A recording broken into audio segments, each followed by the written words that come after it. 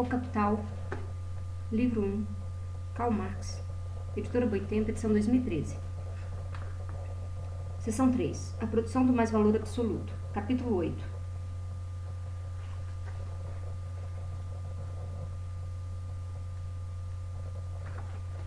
A jornada de trabalho. Item 5. A luta pela jornada normal de trabalho, leis compulsórias para o prolongamento da jornada de trabalho da metade do século XIV ao final do século XVII. Páginas 337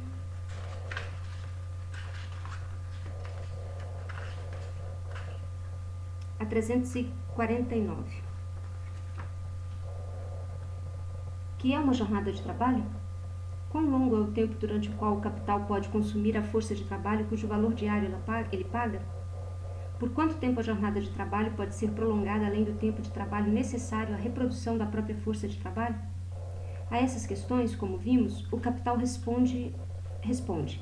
A jornada de trabalho contém 24 horas inteiras, deduzidas as poucas horas de repouso sem as quais a força de trabalho ficaria absolutamente incapacitada de realizar novamente seu serviço. Desde já, é evidente que o trabalhador durante toda a sua vida não é senão força de trabalho, razão pela qual todo o seu tempo disponível é autovalorização do capital.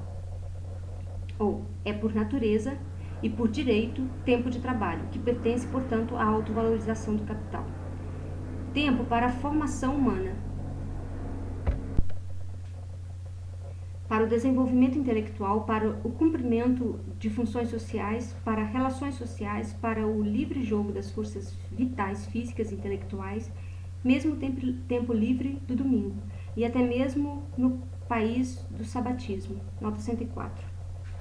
Na Inglaterra, por exemplo, eventualmente ainda se condena no campo do trabalho ou do trabalhador a prisão por ter profanado o sábado ao trabalhar no pequeno jardim à frente de sua casa. O mesmo trabalhador é punido por quebra de contrato caso falte ao trabalho aos domingos em sua fábrica de metal, papel ou vidro, mesmo se a falta for motivada por beatice religiosa. O ortodoxo parlamento não quer ouvir falar de profanação do sábado quando isso ocorre no processo de valorização do capital. No Memorial, agosto de 1863,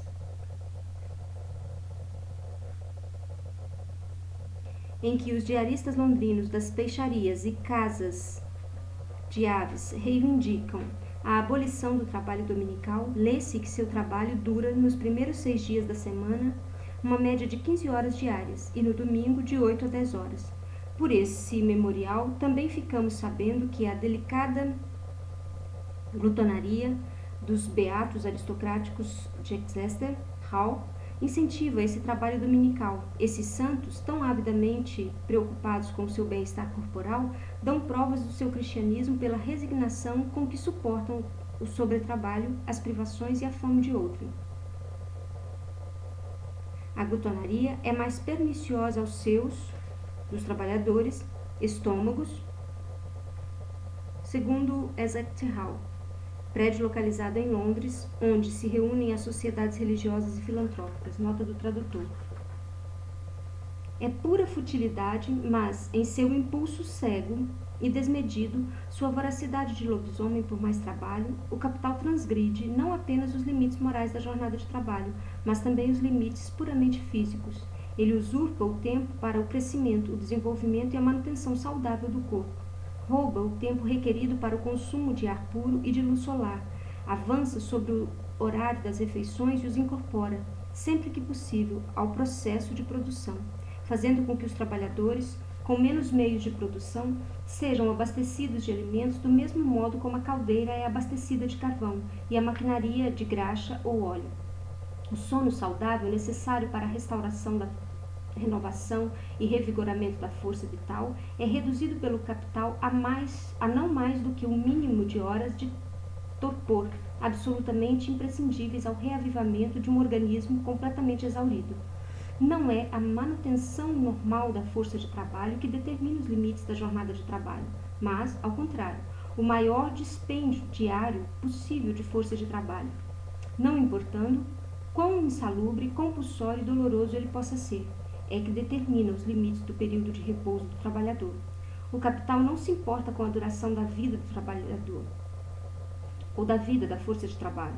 O que lhe interessa é a única e exclusivamente o máximo de força de trabalho que pode ser posta em movimento numa jornada de trabalho. Ele atinge esse objetivo por meio do encurtamento da duração da força de trabalho, como um agricultor ganancioso que obtém uma maior produtividade da terra, roubando dela sua fertilidade. Assim, a produção capitalista, que é essencialmente produção de mais valor, sucção de mais trabalho, produz, com o prolongamento da jornada de trabalho, não apenas a debilitação da força humana de trabalho, que se vê roubada de suas condições normais, morais e físicas, de desenvolvimento e atuação. Ela produz o esgotamento e a morte prematuros da própria força de trabalho. Nota 105. Em nossos relatórios anteriores, reproduzimos as constatações de várias experiências de fabricantes que afirmam que as horas adicionais, overhours, certamente tendem a exaurir prematuramente a força de trabalho dos homens. Children's Employment Commission, Fourth Report, citação 64, página 13. Ela prolonga o tempo de produção do trabalhador durante certo período, mediante o encurtamento de seu tempo de vida. Mas o valor da força de trabalho inclui o valor da mercadoria requerida para a produção do trabalhador ou para a procriação da classe trabalhadora. Assim, se o prolongamento antinatural da jornada de trabalho, que o capital tem necessariamente por objetivo em seu impulso desmedido de autovalorização, encurta o tempo de vida do trabalhador singular e, com isso, a duração de sua força de trabalho. Torna-se necessária uma substituição mais rápida dos trabalhadores que foram desgastados e, portanto, a inclusão de custos de depreciação maiores na reprodução da força de trabalho. Do mesmo modo como a parte do valor a ser diariamente reproduzida de uma máquina é tanto maior quanto mais rapidamente ela se desgaste. Uma jornada de trabalho normal parece, assim, ser do próprio interesse do capital. O senhor de escravos compra seu trabalhador como compra seu cavalo. Se perde seu escravo, ele perde um capital que tem de ser reposto por meio de um novo gasto no mercado de escravos. Mas, citação: os campos de arroz da Geórgia e os pântanos do Mississippi podem fatalmente exercer uma ação destrutiva sobre a constituição humana. No entanto, esse desperdício de vida humana não é tão grande que não possa ser compensado pelas abundantes reservas da Virgínia e do Kentucky. Precauções econômicas que poderiam oferecer uma espécie de segurança para o tratamento humano do escravo, porquanto identificam o interesse do senhor em sua conservação. Transforma-se, após a introdução do tráfico escravista, em razões para a mais extrema deterioração do escravo, pois, a partir do momento em que seu lugar pode ser preenchido por contingentes das reservas estrangeiras de negros, a duração de sua vida passa a ser menos importante do que sua produtividade enquanto ela durar. Por isso, é uma máxima da economia escravagista em países importadores de escravos que a economia mais eficaz está em extrair do gado humano a maior quantidade possível de trabalho no menor tempo possível. Justamente nas culturas tropicais, nas quais os lucros anuais frequentemente igualam o capital total das plantações, a vida dos negros é sacrificada da forma mais inescrupulosa. É a agricultura das Índias Ocidentais, há séculos, o berço de uma fabulosa riqueza que tem devorado milhões de indivíduos da raça africana. É atualmente em Cuba, onde as rendas somam milhões e os plantadores são verdadeiros príncipes, que podemos ver, além da alimentação mais grosseira e da labuta mais extenuante e interminável, uma grande parte da classe escrava ser diretamente destruída a cada ano pela lenta tortura do sobretrabalho e da falta de sono e descanso. Nota 106. J. E. Kainers, Slave Power, citação, páginas 110 e 101. Fim da citação. A fábula fala de ti, só que com outro nome. Nota do tradutor. Horácio, Sátiras 1, página 1, nota do tradutor. Basta ler no lugar de mercado de escravos, mercado de trabalho no lugar de Kentucky e Virgínia, Irlanda e distritos agrícolas da Inglaterra, Escócia e País de Gales. E no lugar de África, Alemanha. Ouvimos como o sobretrabalho dizima os padeiros em Londres e ainda assim o mercado de trabalho londrino está sempre abarrotado de alemães e outros candidatos à morte nas pradarias. A olaria, como vimos, é um dos ramos industriais em que a vida é mais curta. Faltam, por isso, oleiros. Em 1785, Josiah Wedgwood, o inventor da olaria moderna, um simples trabalhador de origem, declarou perante a Câmara dos Comuns que a manufatura inteira empregava de 15 a 20 mil pessoas. Nota 107. John Ward, History of the Borough of Stoke-upon-Trent, Londres, 1843, página 42.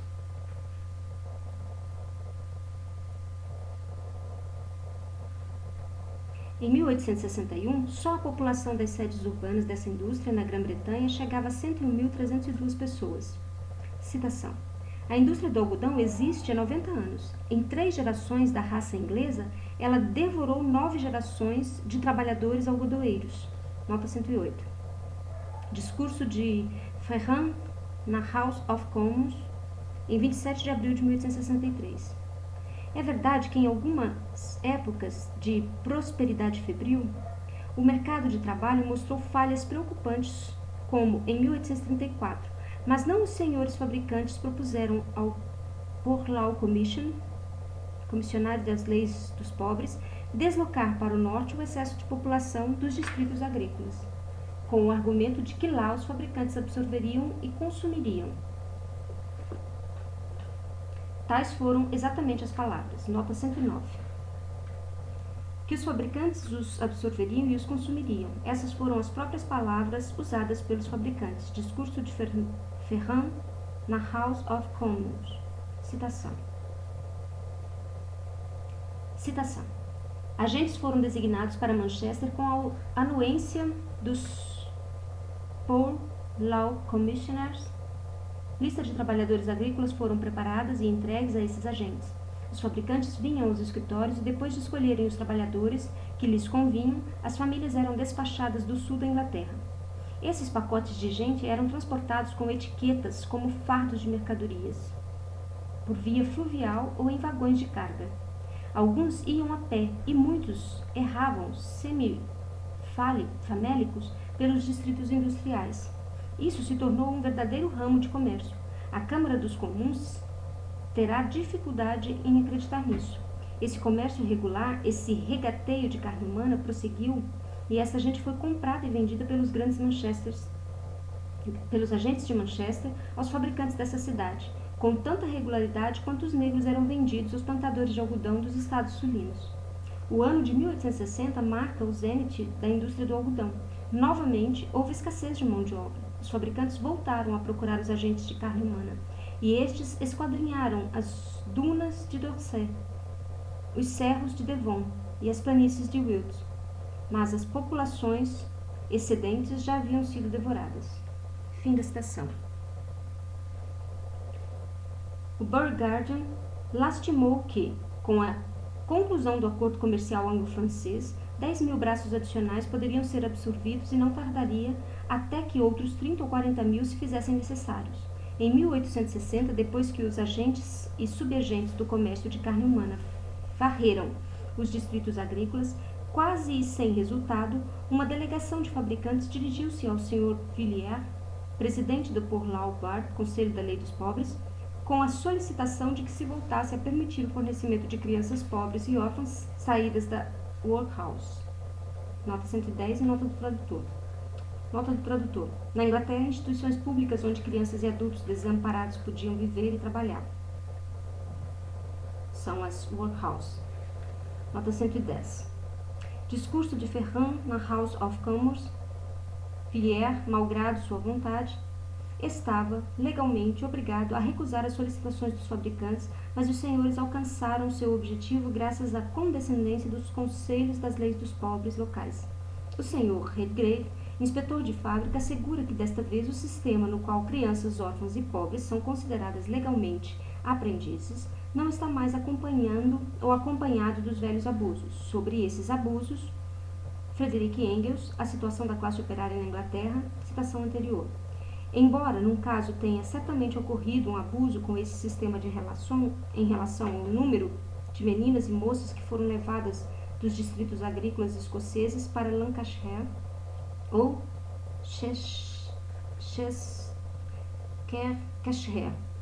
Nesse sistema, os fabricantes ou o fabricante firmam um contrato com as autoridades da workhouse por períodos determinados. Ele alimenta, veste e aloja as crianças, dando-lhes também um pouco de dinheiro.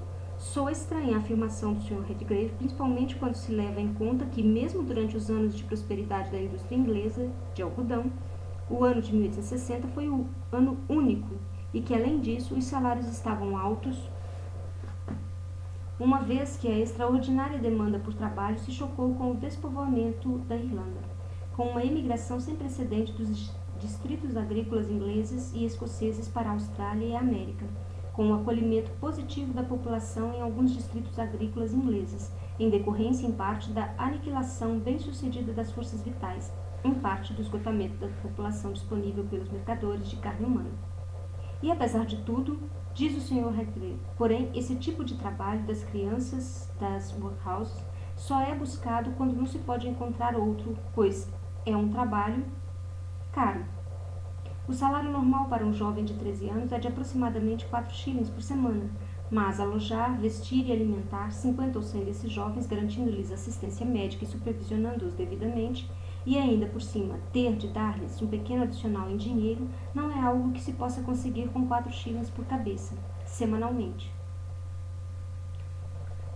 Factors, 30 de abril de 1860, página 27. O Sr. Redgrave esquece de dizer como pode o próprio trabalhador prover tudo isso a seus filhos com o seu salário de 4 shillings, se o fabricante não pode fazê-lo a 50 ou 100 jovens que são alojados, nutridos e supervisionados coletivamente. Para evitar que se tirem falsas conclusões do texto, tem de observar aqui que a indústria inglesa de algodão, desde sua submissão ao Factory Act de 1850, com a regulamentação da jornada de trabalho, tem de ser considerada a indústria modelo na Inglaterra.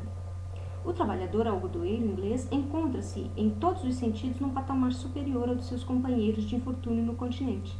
O operário fabril prussiano trabalha pelo menos 10 horas a mais por semana do que seu rival inglês, e quando trabalha em casa, em seu próprio tear, desaparece até mesmo esse limite e suas horas adicionais de trabalho. Factors, 30 de abril de 1860, página 27. O supracitado inspetor da fábrica, Redgrave, viajou ao continente depois da Exposição Industrial de 1851, especialmente a França e a Prússia, a fim de investigar as condições das fábricas nesses países. Sobre o trabalhador de fábrica prussiano, ele diz: ele recebe seu salário bastante para lhe proporcionar uma alimentação simples e um pouco de conforto a que está habituado e com o que se satisfaz. Ele vive pior e trabalha mais duramente do que o seu rival inglês. Report Office, 30 de outubro de 1853, página 85. O que a experiência mostra aos capitalistas é, em geral, uma constante superpopulação, isto é, um excesso de população em relação às necessidades momentâneas de valorização do capital. Embora esse fluxo populacional seja formado por gerações de seres humanos atrofiados de vida curta, que se substituem uns aos outros rapidamente e são, por assim dizer, colhidos antes de estarem maduros. Nota 111. Os forçados ao sobretrabalho morrem com estranha rapidez, mas os postos daqueles que perecem são imediatamente preenchidos e uma troca frequente de pessoas não provoca nenhuma alteração na cena. Wakefield, England and America, Londres, 1833, tomo 1, página 55. No entanto, a experiência mostra ao observador atento um outro lado. Quão rápida e profundamente a produção capitalista que, em escala histórica data quase de ontem, tem afetado a força do povo em sua raiz vital, como a degeneração da população industrial só é retardada pela absorção contínua de elementos vitais naturais espontâneos do campo, e como mesmo os trabalhadores rurais, apesar do ar puro e do Principle of Natural Selection, o princípio da seleção natural, que reina tão soberano entre eles e só permite a sobrevivência dos indivíduos mais fortes, já começam a perecer. Nota 112. Ver Public Health, 1863. Esse relatório trata principalmente dos trabalhadores agrícolas. Sutherland costuma ser descrito como um condado muito desenvolvido, mas uma nova investigação revelou que, mesmo lá, em distritos outrora famosos por seus belos homens e corajosos soldados, os habitantes degeneraram numa raça esquelética e retardada. Nas condições mais saudáveis, nas encostas à beira-mar, os rostos das crianças são tão magros e pálidos como só poderia sê-lo na atmosfera pestilenta de um belo beco londrino. W. T. Thornton, Overpopulation and its Remedy. Citação, páginas 74 e 75. Eles lembram de fato os 30.000 galantes montanheses que se amontoam promiscuamente com prostitutas e ladrões nos Wydens e Closet, becos e pátios, de Glasgow. O capital, que tem tão boas razões para negar o sofrimento das gerações de trabalhadores que o circundam, é em seu movimento prático tão pouco condicionado pela perspectiva do apodrecimento futuro da humanidade e seu irrefreável despovoamento final, quanto pela possível queda da terra sobre o sol. Em qualquer manobra ardilosa no mercado acionário, ninguém ignora que uma hora ou outra a tempestade chegará, mas cada um espera que o raio atinja a cabeça do próximo, depois de ele próprio ter colhido a chuva de ouro e o guardado em segurança. Après moi, dilúvio. Depois de mim, dilúvio. Nota do tradutor. Citação modificada da frase depois de nós, o dilúvio, que Madame de Pompadour teria proferido em resposta à advertência feita por um membro da corte de que o esbanjamento da realeza teria como efeito um forte aumento da dívida pública francesa. Nota Nilo. É o lema de todos os capitalistas e de toda a nação capitalista. O capital não tem, por isso, a mínima consideração pela saúde e duração da vida do trabalhador, a menos que seja forçado pela sociedade a ter essa consideração. Nota 113. Embora a saúde da população seja um elemento tão importante do capital nacional, receamos ter de confessar que os capitalistas não se sentem de modo algum inclinados a conservar esse tesouro e dar-lhes o seu devido valor. A consideração pela saúde dos trabalhadores foi imposta aos fabricantes. Times, 5 de novembro de 1861. Os homens de Wertheim tornaram-se os produtores de tecido da humanidade. A saúde do povo trabalhador foi sacrificada e em poucas gerações sua raça teria se degenerado. Porém, ocorreu uma reação. As horas do trabalho infantil foram limitadas, etc. 22nd Annual Report, 1861. As queixas sobre a degradação física e mental, a morte prematura, a tortura do sobretrabalho, ele responde: deveria esse martírio nos martirizar? Ele que aumente nosso gozo, o lucro. Nota do tradutor. Goethe, Suleika, nota Nil. De modo geral, no entanto, isso tampouco depende da boa ou má vontade do capitalista individual. A livre concorrência impõe ao capitalista individual, como leis eternas e inexoráveis, as leis imanentes da produção capitalista. Nota 114.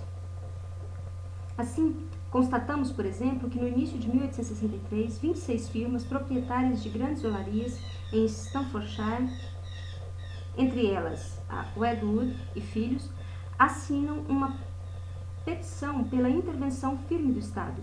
A concorrência com outros capitalistas não lhes permite estabelecer nenhuma limitação voluntária do tempo de trabalho das crianças.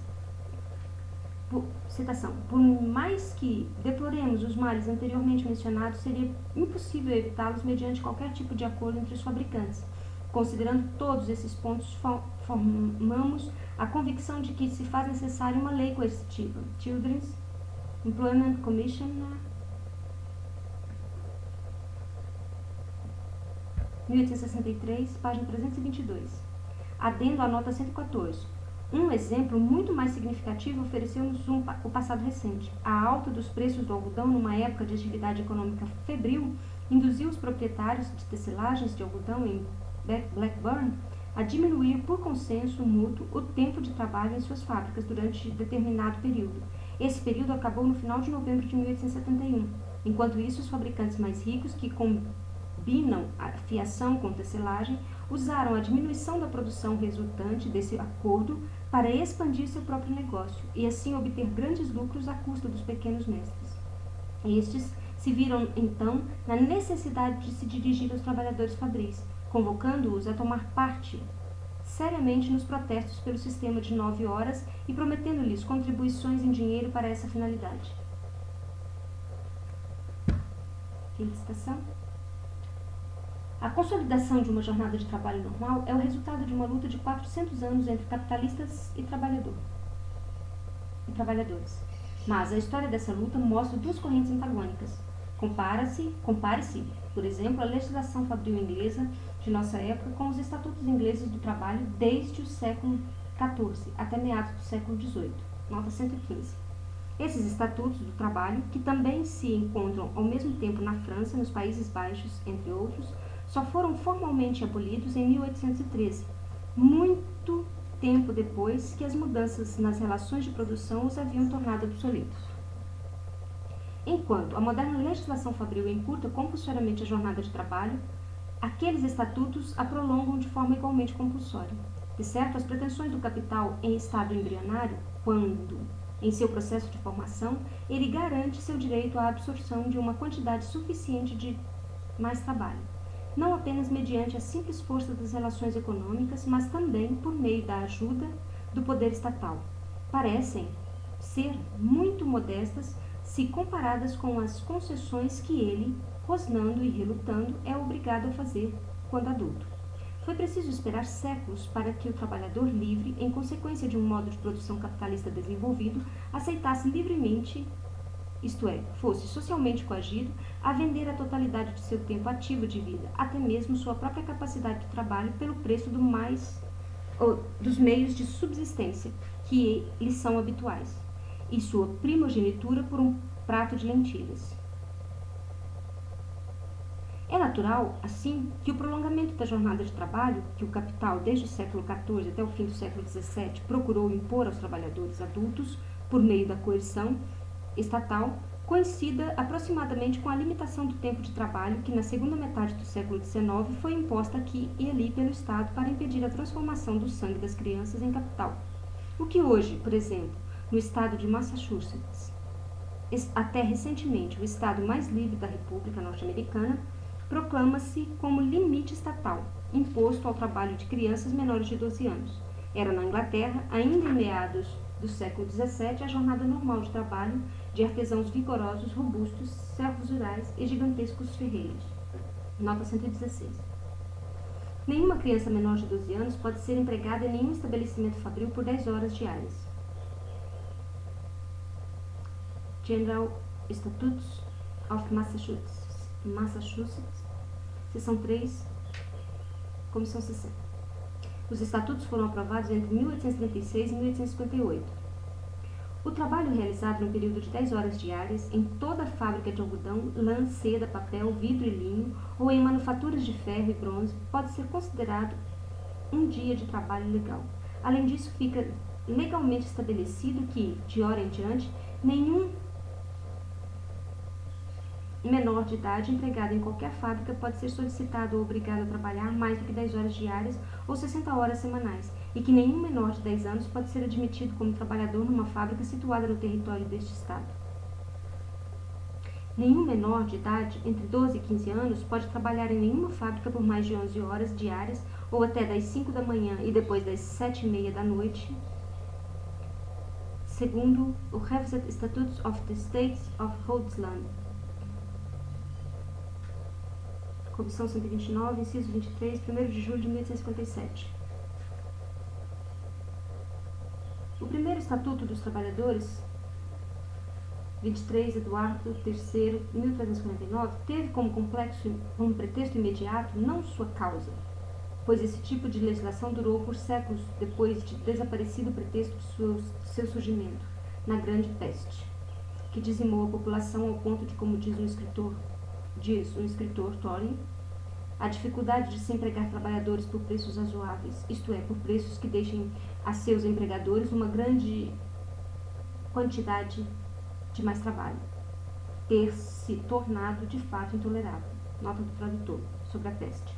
Epidemia que assolou a Europa Ocidental entre 1347 e 1350 e deixou 25 milhões de mortos, isto é, 1/4 da população europeia de então. Nota 1000. Nota 117. Sophismo of Free Trade, 7ª edição, Londres, 1850, página 205.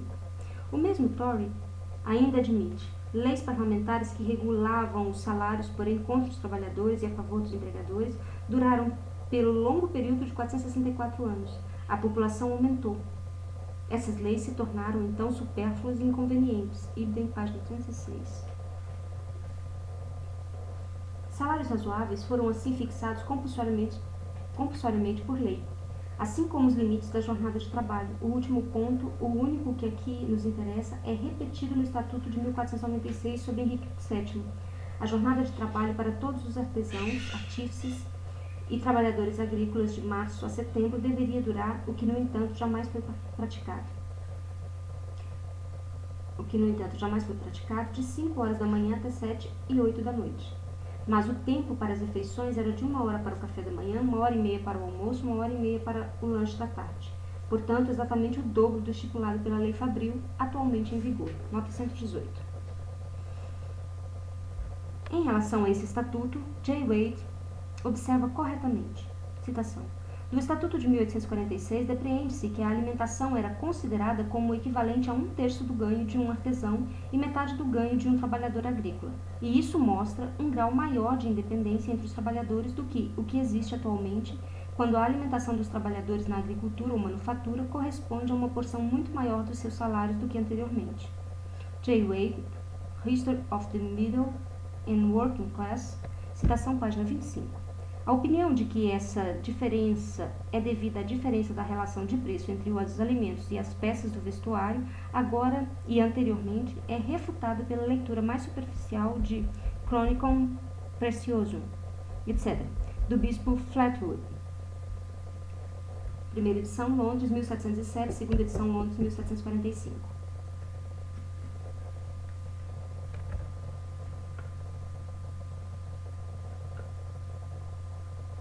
No inverno, devia-se trabalhar das 5 horas da manhã até o anoitecer, com os mesmos intervalos. Em 1562, um estatuto da Rainha Elizabeth deixou intocada a duração da jornada de trabalho para todos os trabalhadores empregados por salário diário ou semanal, mas procurou restringir os intervalos de 2h30 no verão e as 2 horas no inverno. O almoço devia durar apenas 1h30 e a meia hora de sono após o almoço só deveria ser permitida entre a metade de maio e a metade de agosto. Para cada hora de ausência devia ser descontado 1 penny, cerca de 8 centavos, do salário. Na prática, porém, as condições eram muito mais favoráveis aos trabalhadores do que o previsto nos estatutos. William Pitt, o pai da economia política e, de certo modo, o inventor da estatística, afirma num escrito publicado no último terço do século XVII, citação, os trabalhadores, labourmen, que significava então os trabalhadores agrícolas, trabalham 10 horas por dia e fazem 20 refeições semanais, isto é, 3 refeições diárias nos dias laborais e 2 aos domingos. Isso mostra claramente que se aceitassem jejuar nas noites de sexta-feira e almoçar durante 1h30 em vez de 2 horas, que atualmente gastam para essa refeição, das 11 da manhã à 1 da tarde, e se, portanto, trabalhassem 1 hora 20 avos mais e comessem 20 avos menos, poder-se-ia obter 1/10 do imposto acima mencionado. Nota 119. William Pitt, Political Anatomy of Ireland, 1676, citação página 10.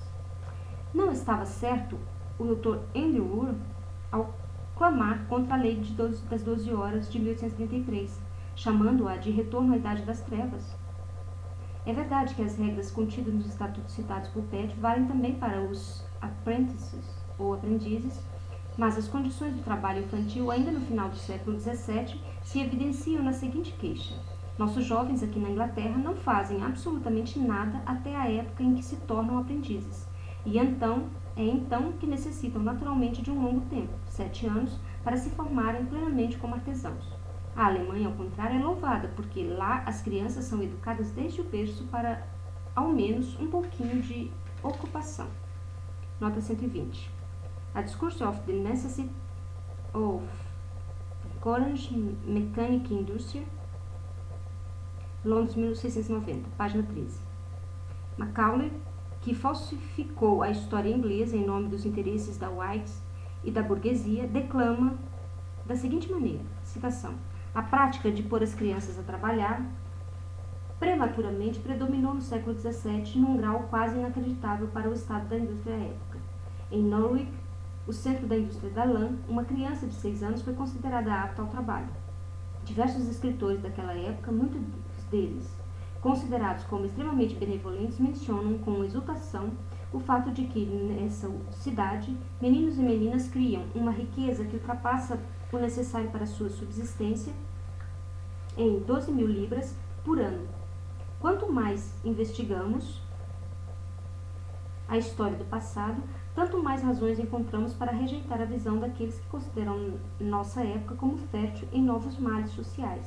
O que é novo é a inteligência que descobre os males e a humanidade que os remedia. History of England, volume 1, página 417. Macaulay poderia ter continuado a relatar que os extremamente benevolentes amigos do comércio contam com exultação como uma workhouse na Holanda, em uma workhouse na Holanda, uma criança de 4 anos foi empregada, e que tais exemplos de virtudes postas em práticas podem ser encontradas em todos os escritos da humanidade. Alá Macaulay, até a época de A. Smith. É verdade que, com a substituição do artesanato pela manufatura, começam a aparecer as marcas da exploração infantil que sempre existiu, até certo grau, entre os camponeses, sendo tanto mais desenvolvida quanto mais pesado o jugo sobre o senhor. A tendência do capital é incontestável, mas os próprios fatos continuam a ser tão isolados quanto a aparição de crianças de 2 cabeças. Por isso eles foram notados com exultação pelos visionários, amigos do comércio, como fatos especialmente notáveis e admiráveis, e recomendados como modelos para seu próprio tempo e para sua posteridade. O mesmo psicofantas e empolado Macaulay diz, citação: hoje só se escuta falar de retrocesso e o que se vê por toda parte é progresso, progresso. Fim da citação. Que olhos, e principalmente que ouvidos.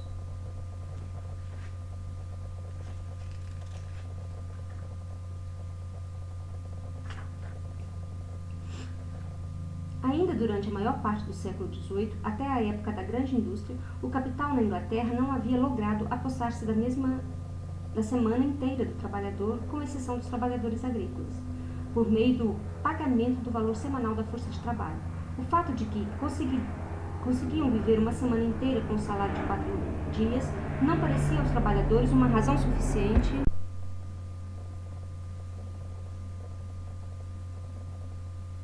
para que ainda trabalhassem mais 2 dias para os capitalistas.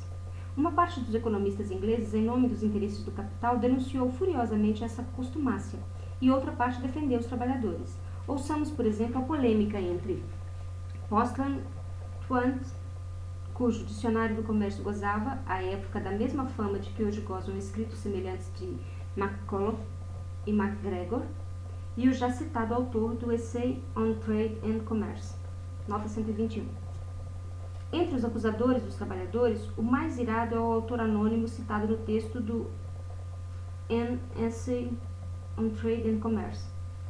Ele já tratara dessa questão anteriormente em sua obra Consideration on Taxes, Londres, 1765. Também Polonius Arthur Young, o inefável falastrão estatístico, segue a mesma linha.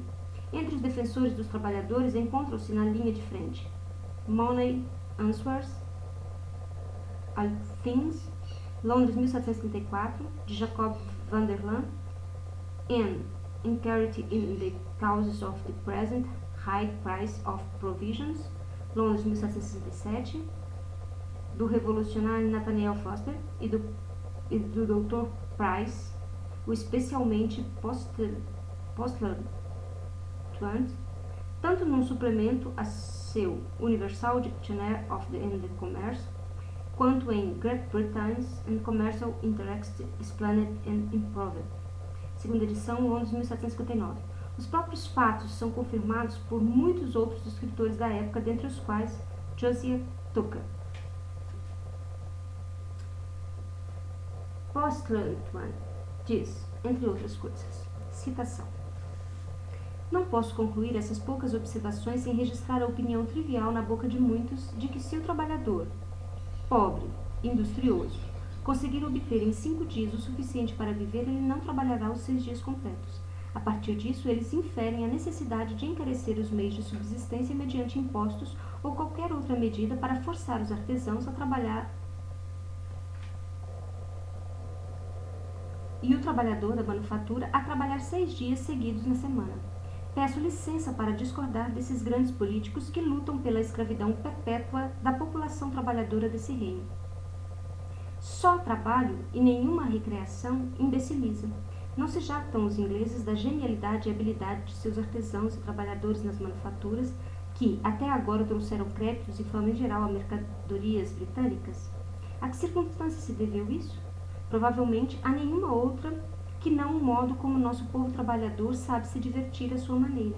Se estivessem obrigados a trabalhar o ano inteiro, todos os 6 dias da semana, repetindo continuamente a mesma operação, não acabaria isso por sufocar sua genialidade, torná-los estúpidos e lerdos, em vez de atentos e hábeis? E em decorrência dessa eterna escravidão, não perderia nossos trabalhadores sua reputação em vez de conservá-la? Que tipo de habilidade artística poderíamos esperar de tais animais extenuados? Muitos deles realizam em 4 dias a mesma quantidade de trabalho que um francês realiza em 5 ou 6 dias. Mas, se os ingleses devem ser eternos trabalhadores forçados, há razões para temer que ele ainda venha a se degenerar, mais do que os franceses. Se nosso povo é célebre por sua valentia na guerra, não dizemos que isso se deve, por um lado, ao bom rosbife e pudim ingleses em seu corpo, mas, por outro, também ao nosso espírito constitucional de liberdade? E por que não se deveria atribuir a maior genialidade, energia e destreza de nossos artesãos e trabalhadores nas manufaturas à liberdade com que se divertem à sua maneira? Espero que eles jamais percam esse privilégio, tampouco a boa vida da qual decorrem, na mesma medida, sua habilidade no trabalho e sua coragem. Nota 122. Postleton, First Preliminary Discourse in Grand-Bretagne Commercial Interests, Explained and Improved. Citação, página 114. A isso responde o autor de Essay on Trade and Commerce. Citação: se descansar no 7º dia da semana é uma instituição divina, isso significa que os demais dias pertencem ao trabalho. Ele quer dizer ao capital como logo se verá. E não se pode considerar como crueldade a obrigação de cumprir esse mandamento de Deus. Que a humanidade, em geral, se incline por natureza à comodidade e ao ócio é algo que podemos verificar fatalmente no comportamento de nossa plebe manufatureira, que em média não trabalha mais do que 4 dias por semana, a não ser em caso de um encarecimento dos meios de subsistência. Suponha que um alqueire de trigo no valor de 5 shillings represente todos os meios de subsistência do trabalhador e que este último receba 1 shilling diariamente por seu trabalho, ele só precisa trabalhar então 5 dias na semana e apenas 4 se o alqueire custar 4 shillings. Mas, como o salário neste reino está muito mais alto se comparado com o preço dos meios de subsistência, o trabalhador da manufatura, que só trabalha 4 dias, dispõe de um excedente de dinheiro com o qual vive ociosamente o resto da semana. Espero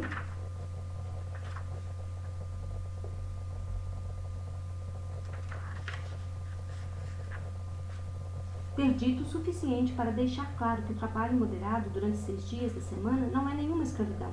Nossos trabalhadores agrícolas fazem isso e são, segundo toda aparência, os mais felizes trabalhadores. Nota 123.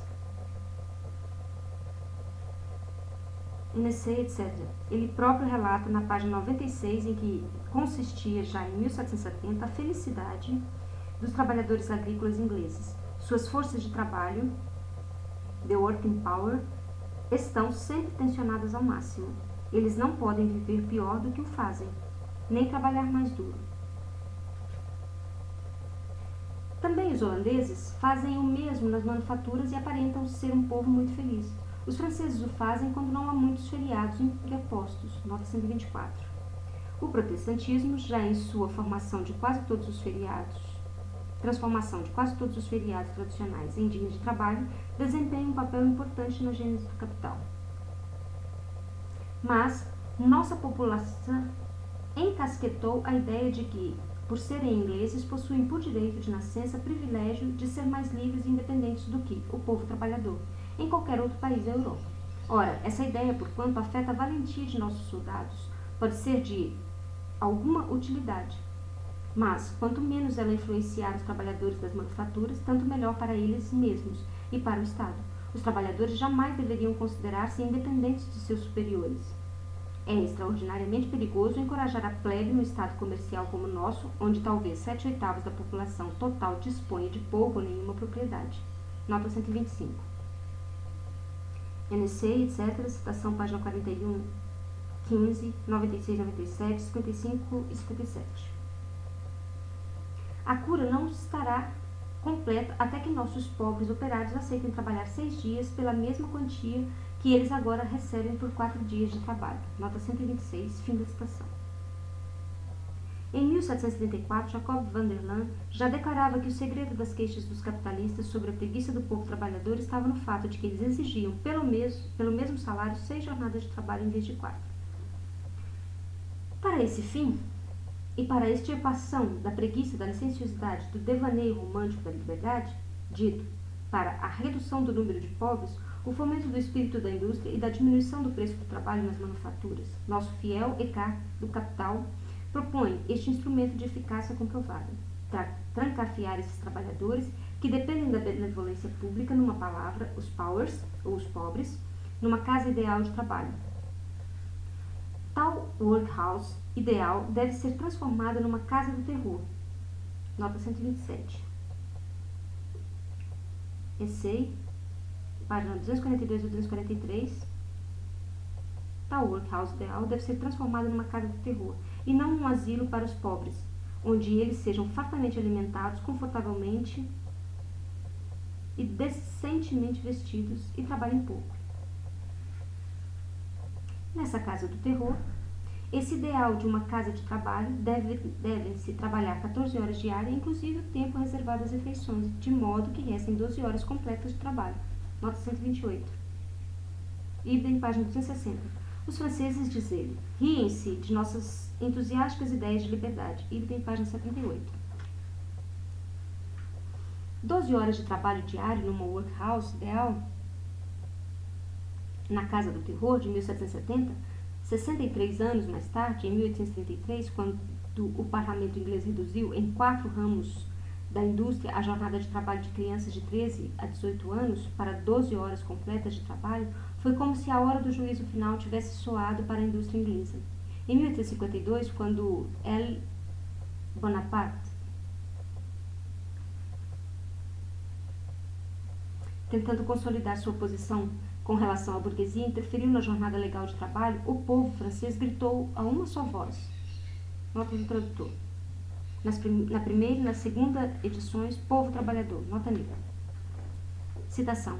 A lei que reduz a jornada de trabalho para 12 horas é o único bem que nos restou da legislação da República. Nota 129.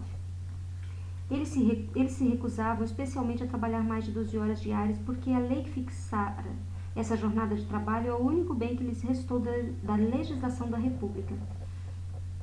Factory, 31 de outubro de 1855, página 80. A Lei Francesa das 12 Horas, de 5 de setembro de 1850, uma edição burguesa do decreto do governo provisório de 2 de março de 1848, estende-se a todos os ateliês sem exceção.